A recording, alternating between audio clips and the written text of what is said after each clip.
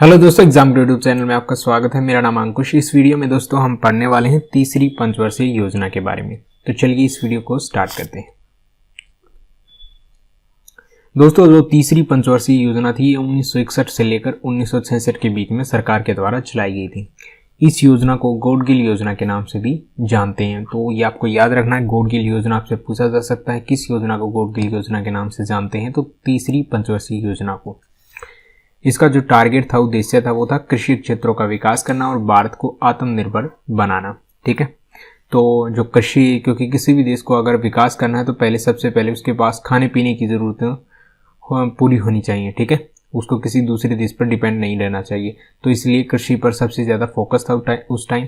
साथ ही दोस्तों भारत को आत्मनिर्भर भी बनाना था, क्योंकि जो मशीनरी चाहिए, ठीक है, वो भी भारत के अंदर ही बने।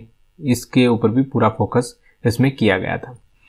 जो कृषि क्षेत्र था इसमें विकास करने के लिए उसी टाइम भारत में जो है हरित क्रांति आई थी। तो ये आपसे हरित क्रांति किस पंचवर्षीय योजना के दौरान आई थी? तीसरी पंचवर्षीय योजना के दौरान। ठीक है, तो इसके अंदर क्या होता है, जो किसान थे उनको अच्छी किस्म के जो हैं बीज दिए गए, खाद दिया गया, ठीक है, तो वाहन दिए गए और ये बताया गया कि किस तरह से वो कम जमीन में भी ज़्यादा जो है खेती प्राप्त कर सकते हैं। भारत की जो हरित क्रांति का पिता है वो किसको माना जाता है? MS स्वामीनाथन को।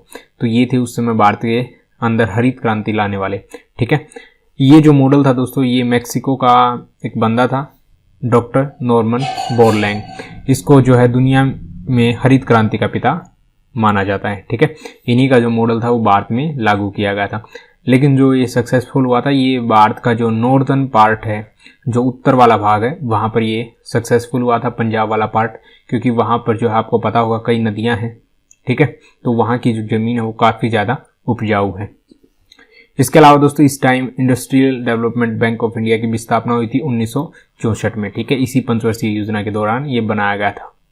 भारतीय खाद्य निगम FCI food commission of India 1965 में जो है बनाया गया था। कृषि कीमत आयोग 1965 में ही बनाया गया था, लेकिन जो ये आयोग था इसका नाम बदल दिया गया 1985 में। ठीक है, क्या कर दिया गया? Commission for agriculture cost and prices, CACP। ठीक है, तो ये काम हुए थे इस तीसरी पंचवर्षीय योजना के दौरान। अब दोस्तों देखते हैं ये सफल रही कि नहीं रही। तो GDP ग्रोथ के हिसाब से देखो तो ये योजना दोस्तों सफल नहीं थी, क्योंकि इसमें टारगेट था 5.6% का, लेकिन मिला कितना? 2.4%। ठीक है, तो इस लिहाज से तो ये आधे से भी कम है। ठीक है, तो हम इसको जो है विफल मानते हैं, ये योजना सफल नहीं हो सकी। इसके पीछे कई कारण थे दोस्तों, जैसे 1962 में हुआ भारत चीन का युद्ध। ठीक है, तो युद्ध काफ़ी ज़्यादा खतरनाक होता है किसी भी देश की इकोनॉमी के लिए। जब देश के अंदर युद्ध चल रहा होता है तो जो इकोनॉमिकल एक्टिविटीज़ होती हैं वो या तो बिल्कुल कम हो जाती हैं या बंद हो जाती हैं। ठीक है, तो उस समय इकोनॉमी ग्रो नहीं कर पाती। इसके अलावा उसी दौरान 1965 में जो है भारत पाकिस्तान का भी युद्ध हुआ था।